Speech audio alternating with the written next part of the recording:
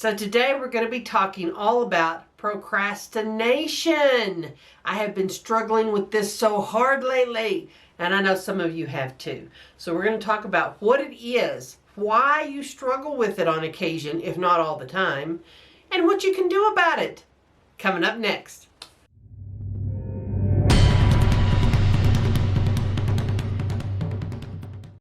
Hi everybody, my name is Dee Burks and this is Retirement Rescue. And one of the things that I struggle with on occasion, a lot actually, and some of you may too, is procrastination. And what happens is you end up putting things off and putting things off until it's ridiculous. And it's so frustrating because it's something you do to yourself. It's something I do to myself. So I really wanted to think about it and figure out, okay, why am I doing this to myself? But here's what I discovered. And kind of before we get started, there are lots of articles and tips out there like, 35 practical ways not to procrastinate. And one of the very first concepts that it is so important to get a hold of is this is not a practical problem. This is not an issue where you can just say, well, stop doing that and it'll fix it. This is an emotional problem, and it has to do with emotional resistance. And so the various issues that we all have with procrastinating on occasion have to do with some sort of emotional resistance. And let's talk about what that is. Now, through lots of research, these researchers who are so much smarter than I am have really broken down this emotional resistance into four main areas. And some of those areas have to do with the task itself. And the first area of emotional resistance and procrastination is you don't have a lot of confidence in being able to do it well.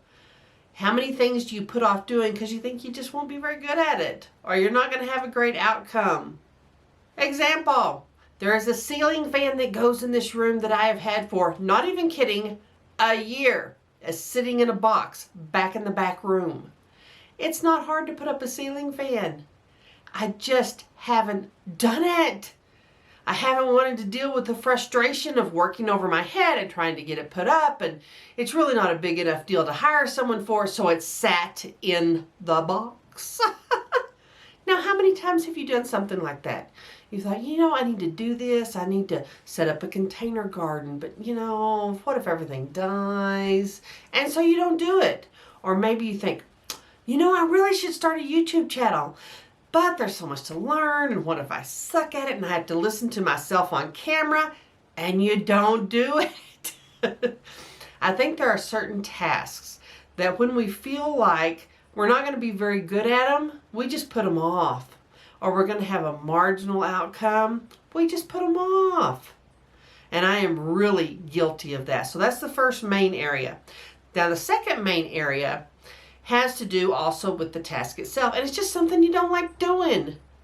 Maybe it's taking the trash out. Maybe it's picking up the dog poo in the yard. It's just something that is unpleasant to you for whatever reason. And so you just put it off.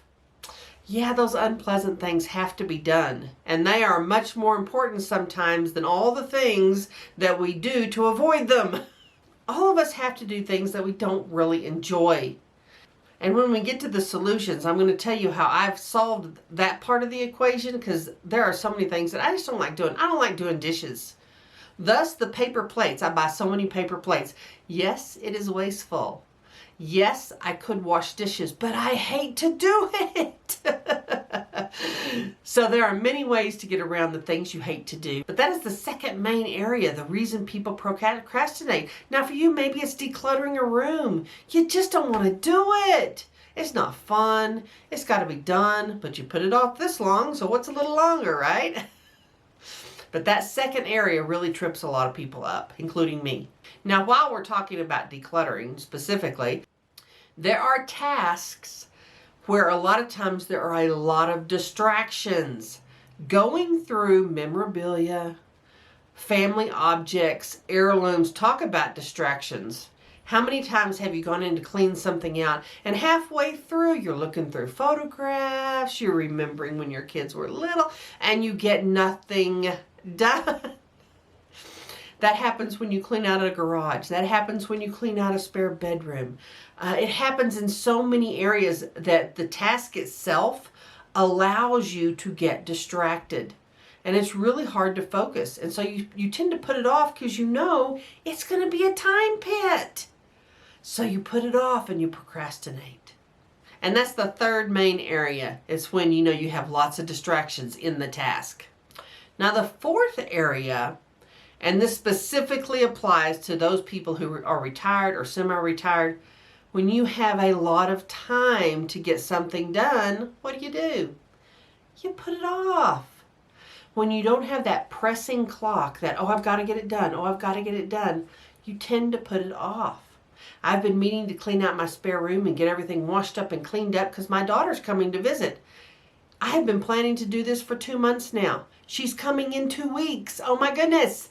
And I have continued to procrastinate because I had lots of time. Well, guess what? Time's running out.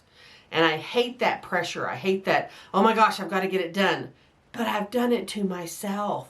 And we all do that. When you have a lot of time to get things done, you tend to take as much time as is available to actually accomplish it. I mean, if you want something to take forever, oh my Lord, ask a retiree to do it, especially if it's a building project. It will take forever because there's not a time limit. There's not a rush.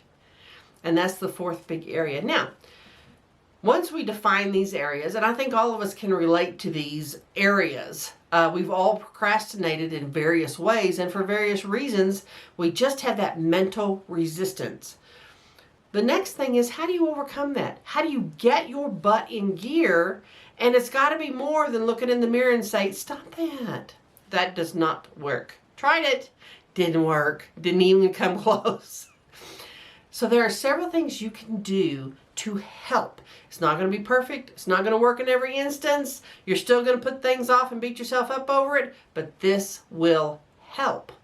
Number one, take small steps. You know, sometimes we think we have to do it all. We think we have, I need to clean out the spare bedroom. But before I do that, I really need to clean out that back room because some of that stuff in that spare bedroom really kind of needs to go in the back room. And there's stuff in that back room that really should be in the garage. And I've got to clean out the garage. Before you know it, you're doing nothing. You've made the project so large in your mind, you don't start anything. So don't be afraid to start small. Do little things. Tell yourself and write down that you're going to do one thing every day. It doesn't mean you're going to do the whole room. You're going to go in and you're going to do one box. You're going to go in and you're going to clean one shelf. You're going to go out to the garage and organize the garden tools. Do one thing. It will get that motivation going. Once you start doing one thing and the next day you do one thing, and before you know it, you've gotten several things done. Accomplishing something feels so much better and gives you so much more encouragement than doing nothing. And then congratulate yourself. Don't beat yourself up that you didn't do more things. Do one thing every day and keep going. Now, when we talk about those tasks that we don't enjoy that have to be done, I do better if I force myself to do them first. If I force myself to take the trash out first thing in the morning and then let myself do something fun. Watch a great YouTube video, read something cool, do something I want to do. Make pumpkin bread. There's that. By the way, there's a link to my cooking channel down below for those of you who haven't seen that. And pumpkin bread has been very popular. But that's something fun. So do that task you don't like first. Get it out of the way. Make yourself do that first. Don't put it off and say, well, when I get this done, I'll go do that. When I get this done, I'll go do that. Guess what? It keeps getting pushed to the back of the list because you don't really want to do it. The best way to overcome that mental resistance for a task you don't like or want to do is to face it head on and get it knocked off. Just get it completely out of the way and then reward yourself and do something fun. Now, another way you can overcome your mental resistance is just get away from it. Sometimes we get so focused on the things we haven't done, all of a sudden we find out we're not doing anything. even those things we enjoy. How many times have you told yourself, well, I really can't do this one thing that I want to do because it's fun, because I've got all this other stuff to do. But then we don't do the other stuff. So we're also not doing the fun thing. Give yourself a break. Get away from everything. Get a fresh perspective. Get to feeling good about yourself. Sometimes I'll just go fishing. I'll go out into nature. It's actually about to be fall right now. The leaves are starting to turn. I love this time of year.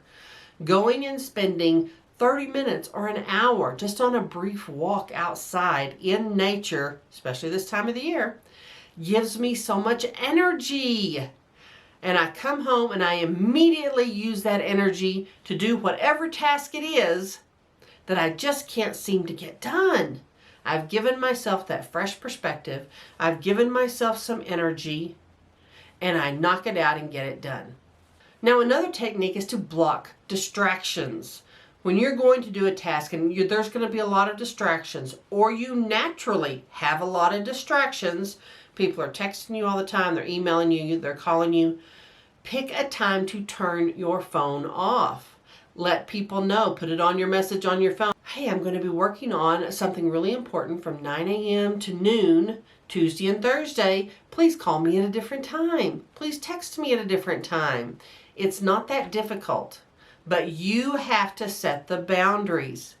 A lot of times we allow distractions because honestly, we'd rather be distracted than focusing on what we're supposed to be doing. So we allow it. But you have got to take control of those boundaries and force yourself to eliminate distractions and focus on the task at hand. And another technique that I have found really useful is to eliminate the number of decisions you have to make while you're trying to get something done. If I am focusing on writing, let's say, and I've got to get a certain amount done, the day before, I'll be sure I have all my meals prepped. I don't have to decide what I'm going to eat. I don't have to stop and make anything. I don't have to stop and do anything. I can focus on my writing. I try to clear away the distractions. I turn off all the digital things, the phone, the email, everything like that, and I focus. The idea is you are creating an environment that allows you to get things done and you don't have anything but that to do. When we fill our world with decisions we have to make, or we have to stop and do this, or we have to stop and talk to this person, or we have to eat a sandwich and figure out what we're going to do. Well, we don't have anything. Let's run to the store. Let's run and get something.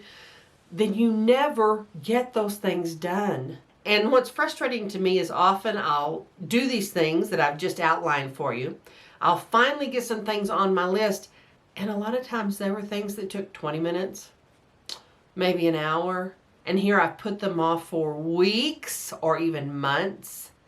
And they took next to no time. That's so frustrating to me. I'm like, why did I do that to myself? But yet we all do. So hopefully these simple techniques will help you to kick procrastination's butt and get some things done.